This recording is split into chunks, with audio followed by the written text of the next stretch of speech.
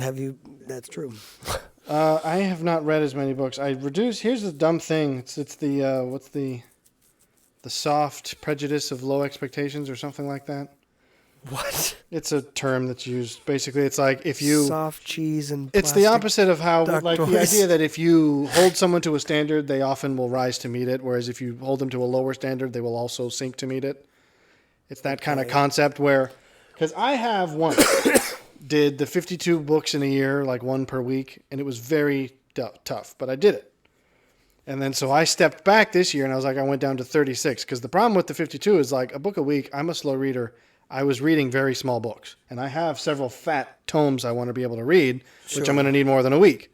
So I thought I'll give myself more time per book. I'll go down to 36. And all that did is I just stopped reading as much. And then I got to the end of the year and was like, I've got to read a bunch of small books again to catch up. So I didn't read as much as I thought I would, despite the fact that I was trying to help myself, which means this year, looking back, I look at the first book I read this year and I was like, that feels like years ago. But what did I read? I read some Star Wars books, most of which weren't very great. The Steve Jobs biography was interesting. Brave New World was pretty cool. The Halo books are also pretty average across the board. The Great Divorce might be my favorite book this year. That was really interesting. Now, the problem I have with Goodreads is that it doesn't do the half-star system, so my reviews are much more condensed. Because there's several of these books that are equally rated, and I'm like, well, they probably should be slightly different, but... Tale of Two Cities was long, but it was interesting. I don't think this counts as one, but I went through all of the plays of Euripides this year, and I was actually quite impressed by those. That was an interesting experience, but kind of collectively. I read them literally one after another. Oh, Dune. Dune is an interesting one because it's one of those books... Again, going back to Ayn Rand for a moment, there is also a reason I like the dual objective versus subjective having equal weight, is because it does give sufficient grounds to say something like, and in fact I steal this was something that was talked about on the Lotus Eaters, where they mentioned, talking about film, and they used the phrase, it's a film I like, or it's a film I respect more than I liked it. And I think that that's a valid response to say, I, as someone who is appreciative of this art form, respect the craftsmanship of this, even though it didn't touch me personally. And again, I mean, if you say that's like, oh, that's how I feel about Locke, then I think that's a perfectly fine review to say I respect it more than I liked it. That's fair. Well, and I would say Dune. A lot of words, but sure. Well, yeah, you didn't say it in that way. Very succinct way of saying. And you didn't say it up until this point. You've not made the distinction that it was a torn decision as much as it was like, yeah, it was just kind of bland. And that made me think, was it kind of bland the whole way through? No, I felt like it was fairly torn. You did not communicate that to me then. I communicated that quite a few times. You can't tell me that. Yes, I can. No, because if I didn't hear it, then clearly you didn't say it right. Yeah, you said it in this video. I'm saying up until now you have not said that before, which is why I keep teasing you about it. So Dune was one of those things where I found myself rather mentally interested because it's very world-building heavy. But it didn't, until the very end, really get me interested in the characters themselves. So it did by the end, but it took until the end to get there. Screw Tape Letters were also pretty good. Basically, C.S. Lewis, I've only just affirmed my great appreciation for C.S. Lewis this year. My favorite book is going to be a bit of a funny one. I also read The Myth of Sisyphus, finally. Oh, fun. And I may not be as much of an absurdist as I thought. Maybe. Because as Camus describes absurdism, I find it much more like nihilism than academics describe absurdism. Now, maybe that's because... What in Sisyphus caused you to feel... It's actually not so much The Myth of Sisyphus, it's more the book The Stranger, which is another absurdist work of his. That does it the most. But even The Myth of Sisyphus is a lot like... He makes the distinction between, well, it's not existentialism, but he does not make any distinction of like, well, it's not nihilism either. I mean, he tries to, but not enough. So I'm like, okay, previously, as I understood it academically, it's like it sort of sits right between existentialism and nihilism.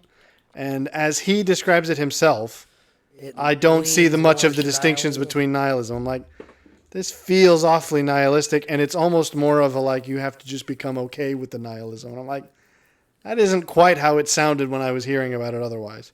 But even, and I mean, I'll still pursue just to, try to gain a better understanding. But I'm like, even if it isn't, even if I'm not an absurdist, because I've never been like, oh, I'm an absurdist, in the same way that I would gladly call myself a stoic. It's like having read as much as I can about stoicism, I'm pretty solidly okay with it. But even if I don't feel that way about absurdism, it's sort of like, if I have to begrudgingly admit that I'm probably more of an existentialist than an absurdist by the end of this study, I will have reached that conclusion with the aid of absurdism. So it's still like, it's kind of like being, I'm not an anarchist, but I have anarchist sympathies. I mean that in the true political sense, where it's like, as a sort of quasi-libertarian, conservative, whatever, I understand why anarchy would be appealing, because it's in this context of, if all people knew what was right, there would need to be no laws. Sure. But people don't. That's why we need laws. So it's like, I understand the theory you're working off of. It just doesn't work in practice. Right. And I feel like if I end up with this way with absurdism, there are human systems that are like that. yeah, it's like if I end up this way with absurdism, where it's like I have some sympathies for where it comes from, but ultimately, because I would even say that about not necessarily nihilism, but Nietzsche specifically. It's like, I don't disagree with him on that much. I think he was right about a lot of things. I just can't go the full distance with him. So my ultimate philosophical landing point will be nonetheless. So I just can't go the full distance with him. Well, you're not gonna. Well, see, that didn't work. It didn't the work. joke refused to be told. The eventual place I land will still be colored by my sympathies towards absurdism. In the same way that it's like, it might have pushed me further and more securely into the existentialist camp than I would have otherwise gone without exploring it. But anyways, that's a big diatribe. The Communist Manifesto is garbage. But now I can say it for real. But not even the kind of garbage that I can... Forgive my ignorance. I know it, but... I'm not even going to forgive that ignorance. Okay. Did you just not hear what I said, or do you just... I'm going to let you stew on that, because you're going to be embarrassed. No, I'm not. Because it's not even the kind of bad that I can get worked up about. It's not like this ideology is terrible and of the devil. It's mostly just like, no, it's just not very well written. And it's almost worse that like it starts out making a decent point, but then draws all the wrong conclusions from it. Sure. So it's like, oh, industrialization is basically done away with the middle class, and globalism's a problem. And I'm like, hey, I agree with all of these things. And then he goes, therefore, we have to slaughter the bourgeois. And I'm like, okay, what? How'd we get there? So it starts out with like a fairly banal description of the modern problem, and then jumps straight into a bunch of really bad, non-functional solutions. I was just like, okay, so this is just poorly written. Systems look great on paper until they actually have any sort of jumping to it, because there are whole groups of people that talk about, well, here's why on paper communism makes perfect sense, and they all start... Well, I'll even disagree with those people. It's like, no, property is your fundamental assumption that property is evil. I just reject. So even on paper, it doesn't work. So, sorry. Well, depending on your value system. Well, yeah, sure. But I mean, no. It's like, I won't be ascribing to your values today, sir. I don't know. If I had to pick, I don't feel like it's fair to say I'm picking Euripides as a whole, because that's not an individual work. Maybe he can be my favorite author of this year. I'll pick Euripides as the favorite person that I read. Favorite book. It's tough. I did like the Steve Jobs biography. I don't know if I could call that a favorite. It was more just sort of, again, kind of interesting, but I read something that I liked, though, didn't I? What did I say earlier? The Great Divorce might be it. That was really quite impressive. What did you read this year? So I tend to read a lot of, I wouldn't call them self-helpy kind of books, but I suppose maybe they a little are. Most of them have to do with They're not either, psychology texts. They're more like... yeah, most of them are either psychological reframing or like See, there you go. I can get it moving to happen. ahead. Well, Context free. That's what you get today, folks. but All context must go. clearance sale context must go. Um, but yeah, those kinds of self-improvement kind of books, primarily leadership and psychology of emotional understanding and or just psychological understanding on this, and even sociological understanding. I have obviously leaned in quite heavily this year to understanding body language. I talked to you about that quite a bit, so read a few books on NLP, on What are these books? Would you recommend them? That alone tells me what I need to know. they're very dry. You'd have to be Well, I have no in problem my- with dry books. I read the entire dictionary of objectivism, which is Well, really fat and maybe really you would- boring. I'll send you a few of them. Most of them, like there's one, I can't remember the exact title, but it's basically like exploring dark psychology. So it's like talking about that sounds... Machiavellianism and not psychopathy. What is it called? It is one of them. Wow. Narcissism and those kinds of things. But understanding all of those things has helped me to It's helped me not display them in public. it's helped me to see them in others quite a bit more easily, and also it makes me laugh at how many things you can kind of just start going. The amount of It's like that meme I showed you of the it's Bugs Bunny and Daffy Duck, where it's Daffy's freaking out and Bugs is just sitting there calm, and they overlaid the when you understand. It's like, and when I understand that you're lashing out is really just a reflection of your own subconscious and not a reflection of my action. You're just Right. going, I'm just going to sit back and enjoy the show. right, and so there is a degree of having integrated a lot of those books. I would say of that variety of book, I would say the favorite book that I've had this year that I've read has been the Thinking Fast and Slow. I think I shared that with you on We had a previous discussion, I episode. think, about. It's about Is that the two type different- 1 and type 2? Correct. Okay. There's two different brain or not maps, but two different brain paths, I suppose, and how your brain can think and when it jumps from one to the other and why, and basically why you can't function purely off of the type 2, which is the more analytical and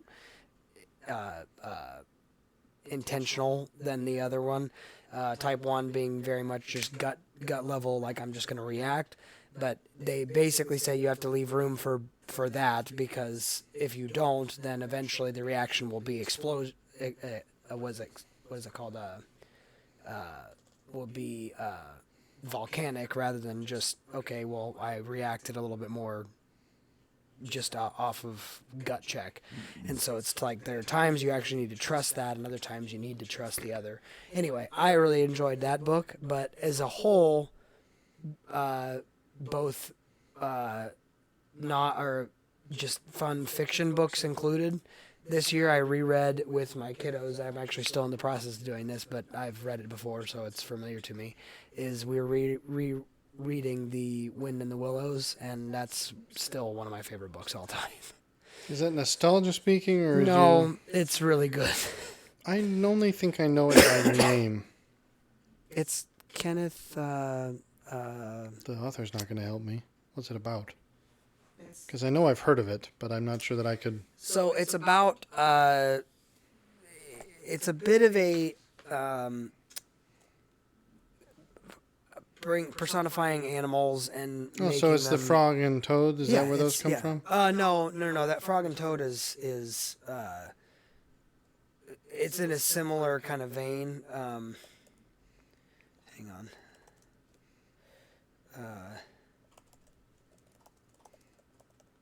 But like the chief characters are a rat, a mole, a badger, and then a a toad, and they all kind of live on the riverbank. Oh, and this is actually what that cartoon is based off of. Yeah, but the book is way better. Kenneth Graham, that's who it is.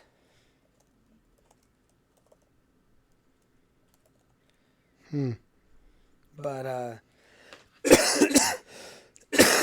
but the book is way better, and basically, not only is it's got a lot more in it than the movie does, but I think it's just I've always identified with Toad as a character. He's very. This is not going to reflect very positively on me, and I'm aware of that, but that's okay. He's somewhat manic in his episodes of like, okay, I'm trying out or I'm investigating this new thing, and he'll pour himself into that for months, weeks, sometimes even less than that at a time, and then all of a sudden he'll find some new thing that he shifts over to and he starts working on or starts thinking about, and that tends to be how I curate, where it's like I'll have modes of, okay, this is really important right now for a little bit, and then I'm going to run over here to do this. You might be surprised to find that I am not dissimilar, but I find that I have harnessed. It's a bit of the slow and steady wins the race, where it's like you can harness multiples at once to act as their own counterbalances. Sure. And where it's like I will also go through periods of like I'm in this right now, but then I'll go back to that other thing I was doing 6 months ago. And then I'll go back to this other thing, and now I'm back to the first thing. And It's like it's a constant way of... Because the thing that has frustrated me, and probably because I have been both in college and poor up until very recently... So either I didn't have the time or the money to pursue a thing. Right. And when you only do one thing at a time, that's just like, oh, don't have the money, can't continue this. And so it just goes on the shelf. Yeah. And then you've got a backlog of whole shelf full of things. It's like, these are a bunch of things I wanted to do and I can't. Yeah. So then I basically found it's like, well, then just keep things on the back burner so that when this happens and okay, well, now I can't do that until I have this thing. Well, I'll go back to that other thing. And it's... Right. So I don't. It's not bouncing, but it is constantly migrating. And I'm trying to ebb and flow a little bit with that. I think it's obviously there's a lot more factors that I'm kind of juggling as well. But at the same time, I would say that is probably my favorite book I have been reading this year, simply because part of it is a nostalgia thing because it's familiar to me. But the other thing is, I grew up reading books that most of the books I read growing up didn't really stick with me because I was reading them because I had to for the most part. When it comes to school. Wind in the Willows was one of the few that actually was like, oh, I'm really genuinely enjoying this book. And so rereading it and watching kind of my kids engage it and all that kind of stuff has been fun. So I would say those two books have been standouts, the Thinking Fast and Slow and then the Wind in the Willows. I would definitely encourage you to read Wind in the Willows if you haven't. It's I wouldn't say it's childish. It's definitely one that you could read as an adult and appreciate still. The characters are very interesting. You definitely do have to like caricature-ish, you might say. Yes, you do have to like the kind of... This is a whole story about animals that can talk. Yeah, fairy tale-ish. I mean, you definitely have to be okay with that, but at the same time, it's a great book. I like it. So, anyway, there you go. Any other categories? Because we're now at 2.5 hours. I might have to break this up into a year-end sort of special. That'll be actual, like several episodes in a row. We kind of briefly touched on music. Any hobbies recently that you've picked up? I don't think so. I think painting technically began last year, as did leather working. I haven't done anything much else since. Mostly been those things. Did I try to get into anything? I don't think I even had much that I was... No, I think I did a lot of... The problem I'm also having is this year has been oddly segmented in terms of like mental barriers. That sounds more traumatic than I mean it. I mean like swings of periods of life. It's like at the beginning of this year... I'm trying to even remember where was I at the beginning of this year. I don't know why you didn't think that would happen. Well, because staying on up to that point, so I didn't specifically think. um, at the beginning of this year, I think. Okay, no. Now I do remember. So at the beginning of this year, it was clear to me that my previous job was not going to go anywhere, but I was still kind of coasting for much of the year. And then really only towards the mid to late part of this year was like, okay, the coasting has run out and this job's definitely not going anywhere, which prompted the shuffle in the sort of intermediate period, which only really just ended at the beginning of December with this new job. So December has been chaotic. Like Christmas was quite sort of compressed this year due to the fact that I literally had no bandwidth to think about it until basically 2 or 3 weeks ago. So it's like the first half of this year was one big long period of not a whole lot, and then a bunch of the things that I'm remembering currently were condensed into the last few months.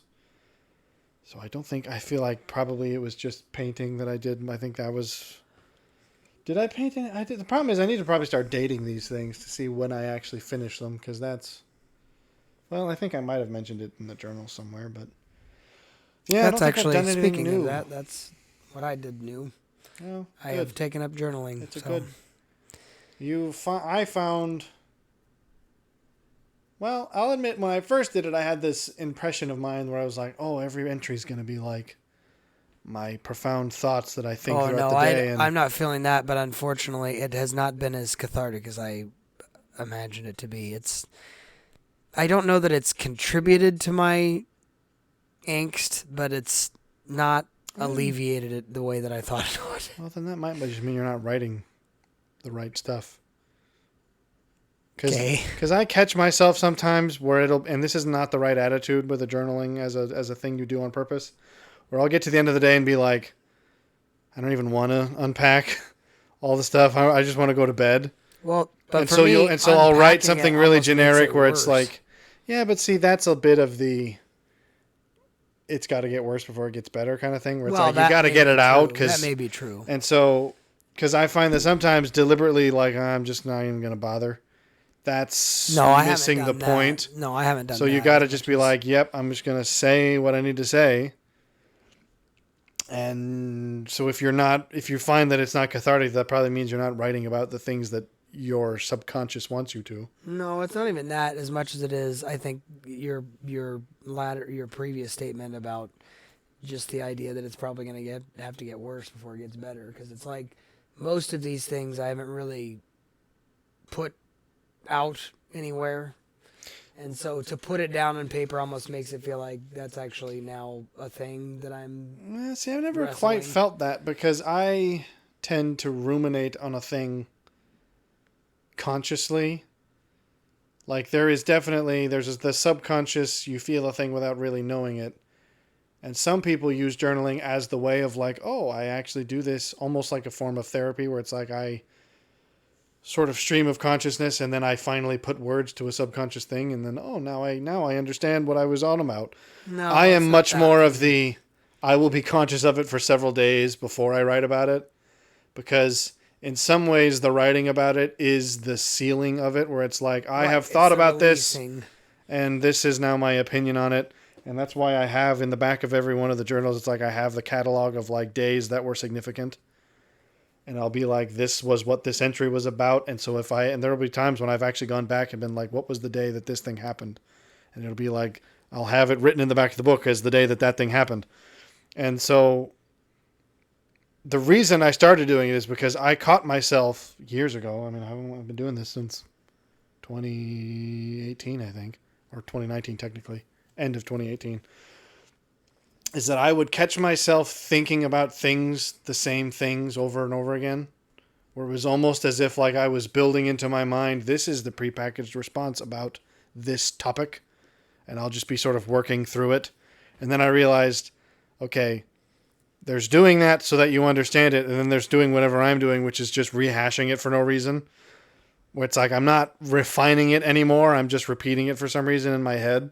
That was when I was like, okay, I'm going to get those down so that I don't have to keep doing that, and I can think about new stuff. So for the first several weeks of journaling, I was like, oh, all these entries are like interesting topics, focused discussion. And then several years on, I'm like, most of the entries are just, yeah, this is what I did today. This one thing kind of annoyed me, I but think this is what I thought about it. partially comes back to the Giannis thing for me, where I go, it's a both and. I'm constantly in the thinking for the future as well as analyzing the past, and so you're kind of going, I there's just it's always in the gray. It's always this kind of turbulent. This happened again today, and I'm not sure. This is how I was feeling about it previously, and now I'm not sure because of this or that and the other thing, or this contributes to that. So it's like it something that may have been previously resolved on a previous journal entry is now like something I will that is sometimes no longer resolved because I'll of a add new stuff thing sometimes that's where added it's in the like, day. oh, this new thing occurred to me that I had previously talked about. Like, it's not like, oh, once you write about a thing, you can't go back to talk about it. But No, it's just I think there's so many things right now that are in flux for me that I'm just like yeah. well, then you don't have to use it as the final catalog of finished thoughts. Sometimes it can be the Right. development of No, said well, and that's finished what it thoughts. is. I just wish it was faster. Well, that's just you got to get over. That's just you're gonna have to get used to life not doing that. Yeah, unfortunately, get used to disappointment. Okay. I don't even think But it's yeah, that. no, It's a bit of the just get used to take what it is for what it is rather than what you'd wish it was. You're the one who I didn't even know about the vinegar tasters until you brought them up to me in that book. No, that's true. So you take your own medicine, Take your even own if it's vinegar. vinegar. No, I did. So I did that, and then the other thing is, this was actually just recent. Speaking of Christmas stuff that I got for Christmas, that I'm very excited about, because this year has been interesting on a job level. I have incredibly complex irons in the fire. So I have like one primary job that I have. That's a valid question because my years are mixed. You started this longer ago than that, right? Then what, a year? Yeah. I No, mean, you it's started this, but you were doing the other thing before that. roofing.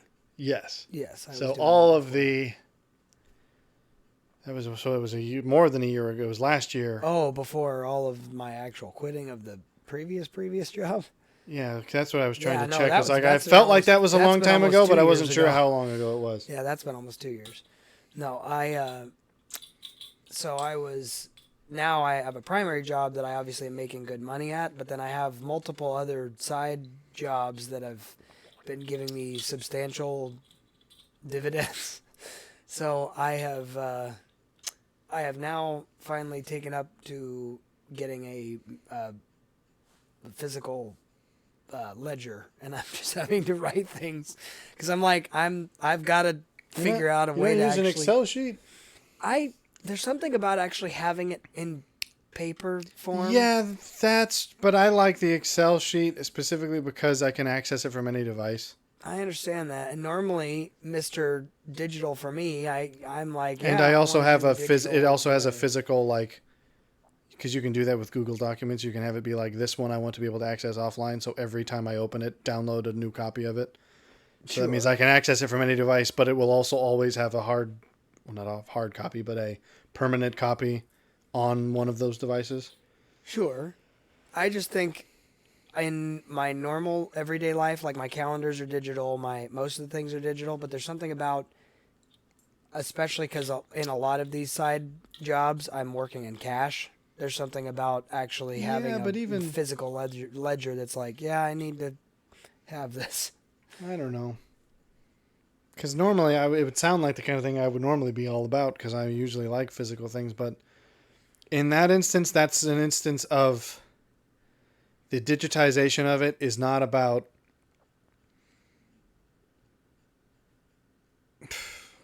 I mean, it's difficult to say.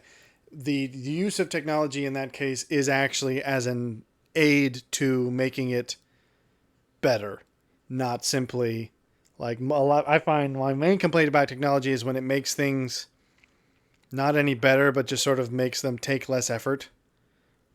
Okay, that sounds somewhat contradictory. The way I've sometimes described it is it's a difference between making things easier and making them more convenient. And those sound like the same, but they're not. Because the washing machine makes life easier. And you could also say that it makes life more convenient at the same time. But there are some things I think that are more convenient than they are easier or better. Maybe better is the right word, because there's convenience and then there's betterment. Sure. Like a dishwasher washes your dishes not just without you having to stand there and do it, but it washes them better than you could wash them anyways. Sure. Like scientifically speaking, you will get cleaner dishes out of it. So that's a betterment that isn't just, well, it means that I don't have to wash the dishes. It also means we have cleaner dishes than we could have otherwise But had. I don't know that there's anything a lot of that times benefit. Well, but I'm saying to sometimes typing technology, versus writing something down. sometimes, well, to me, like the Excel sheet can, the fact that it can reference other cells, so I can say, okay, here's how much I made this week, and then it gets automatically broken up into how much of that goes towards these funds, how much of that goes towards these bills. Like the fact that it can do that means that I can manage a more complex system than I could on paper.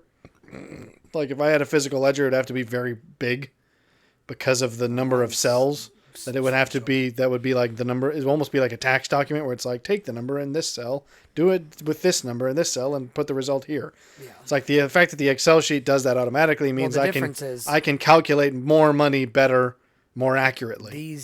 So I think that that's betterment, not just convenience. In a budgeted sense, I would agree with you. The difference is this particular ledger is solely for all of the side project stuff, and within that category of income, it literally goes into I'm not pulling any sort of normal bills from that.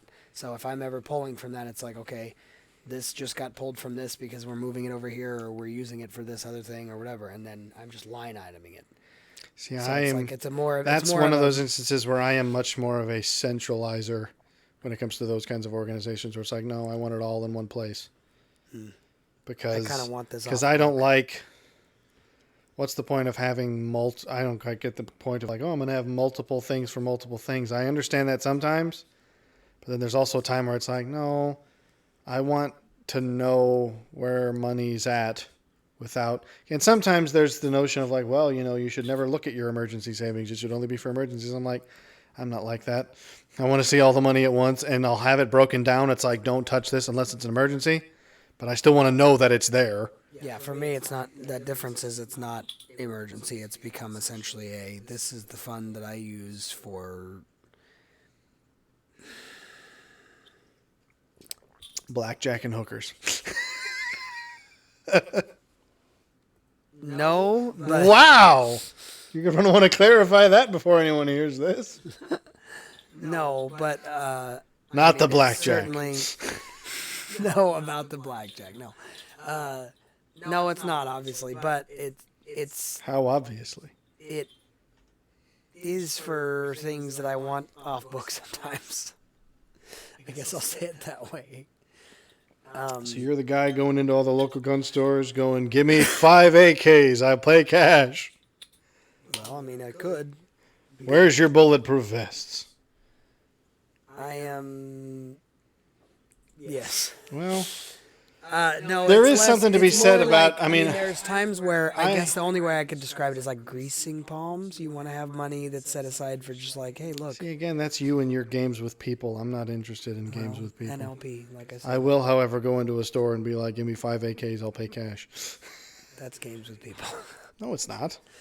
That's not greasing palms. That they have to. No, I know that. That's a transaction. You're paying for them. It's not bring 500 rounds of ammo to the back door. That's greasing palms.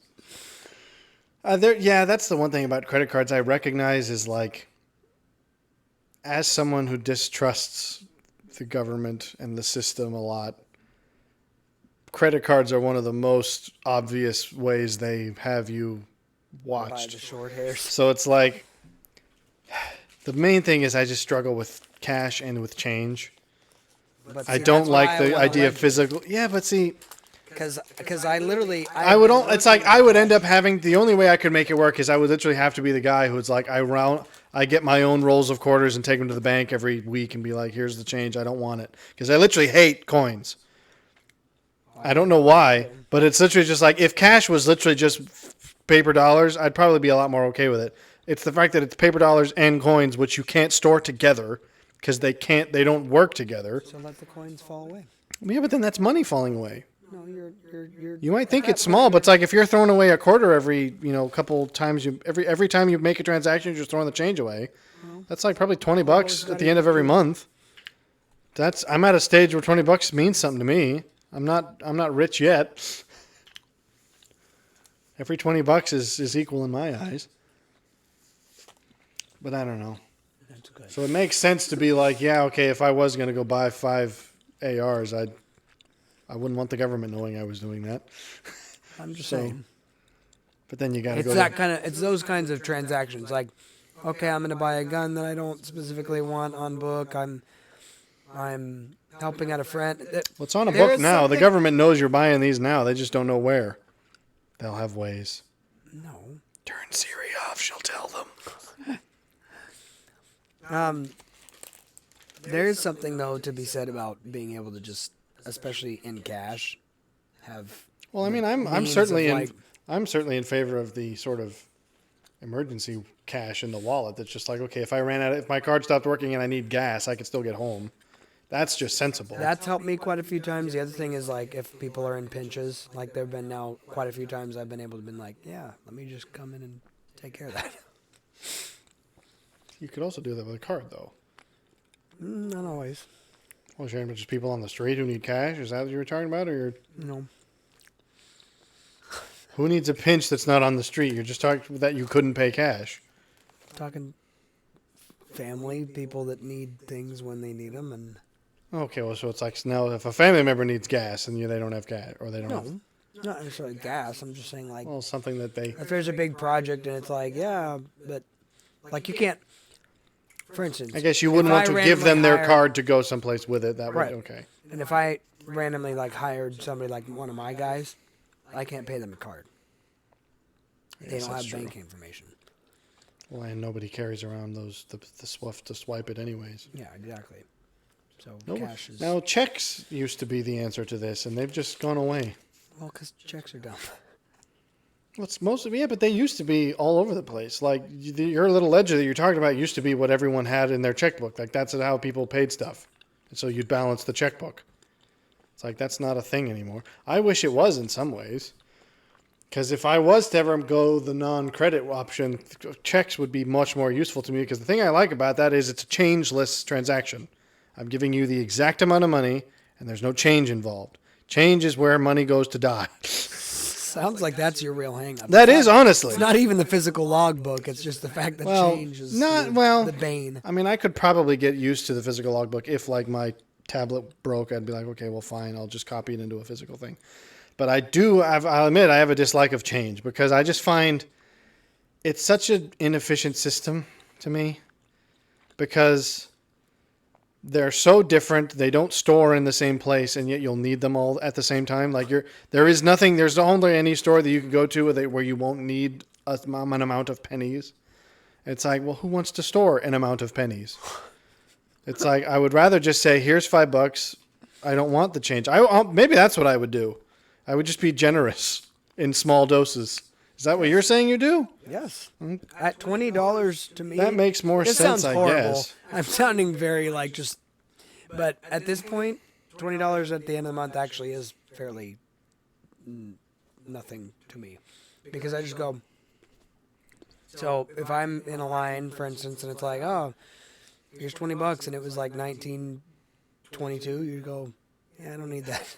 I guess that because honestly, it would be purely for the bookkeeping. I'm just like, I don't want to have to keep track of change because change is hard enough to keep track of, and yet you would have to if you really wanted to. What I'm saying is these accounts, I don't have to be exact because it's only for my eyes. So like, for instance, my Excel sheet's very exact. It's like I will have notes of this is what I spent this on. Look, but what I'm saying so that if I have to go back and be like, hey, why is there a discrepancy from 2 weeks ago? Oh, it was because of this. But there shouldn't be a discrepancy. All I'm saying is, but sometimes there is because sometimes you make a mistake. I'm saying I'm pulling the exact amount of cash so that I don't have to use change. And even if my food that I got or whatever that day is $19.22 and I just gave them the 20, I can just put in my ledger, $20 goes to this. Yeah, but yes, but then you're losing that change is all I'm saying. Yeah. I'm saying you either have to do that, which I suppose you would make sense, or you would need to say, okay, I'm going to give them exactly this amount with no change, which means I have to carry that change around with me and go. And then you got to be the person at the counter going, yeah, hang on, I got 42 cents in here. Let me get it out. And I'm like, that quadruples the length that every transaction takes, and I'm not interested in doing that. True. So a changeless money system. That's why I'm actually sort of fascinated by I think that they still have coins and whatnot, but I was fascinated by the fact that the Japanese system does not have, I forget there's a word for it.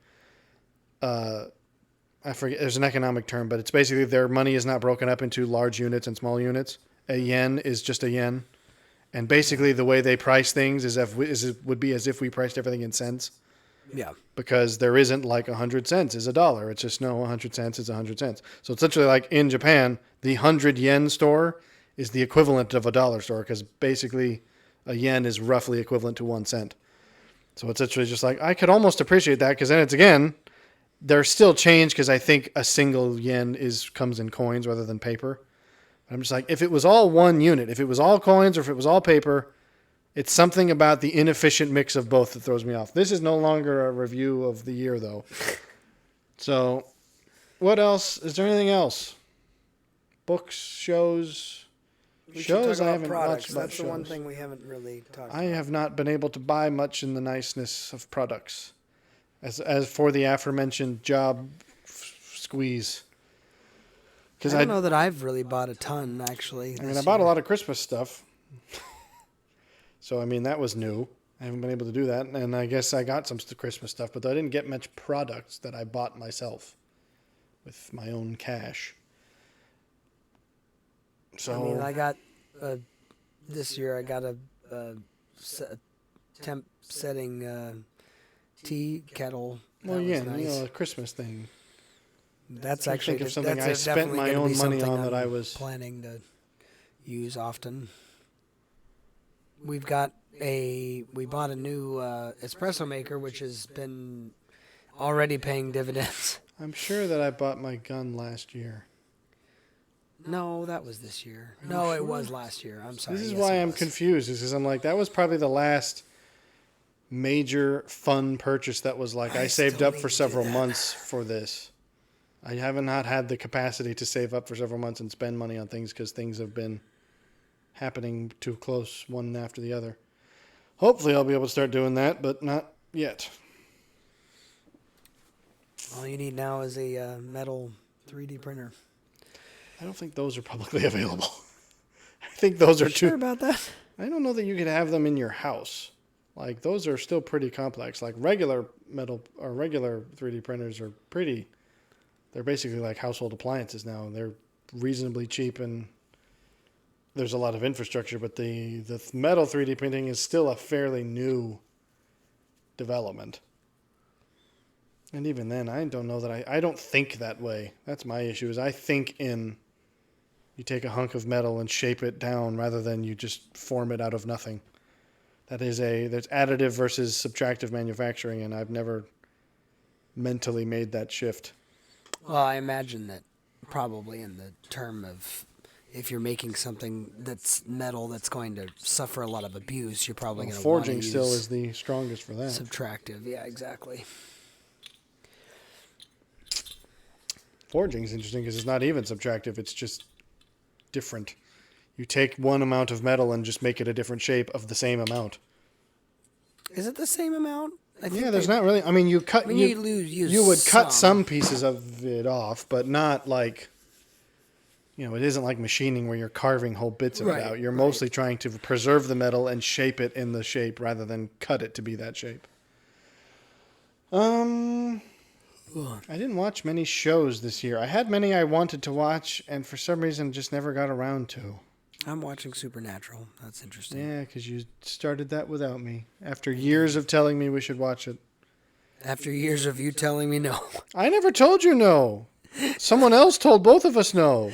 And I kept trying to argue that you didn't have to listen. And then you just decided you didn't, but then didn't tell me about it. I'm almost through the first season. I am really trying to think, because I feel like I must have watched something. I'll have to get my shows out. I know that I probably tried a bunch of things, but I'm not sure I committed to watching any one thing. I Shows. remember watching Invincible, and it wasn't as good as I remembered. Did you watch it again? I didn't rewatch it, but I think I saw an episode, and I was like, It has not stuck with me as much as I thought it would, and this partially because the second season has taken so long to come out. Is it out? I don't know if it is yet. They're talking about it finally now, but it took so long that the momentum kind of died, and I was like, oh yeah, that was a thing, I guess. Did I watch Columbo this year? Oh, Inside Job season 2 came out way earlier this year. Inside Job. You remember that, surely.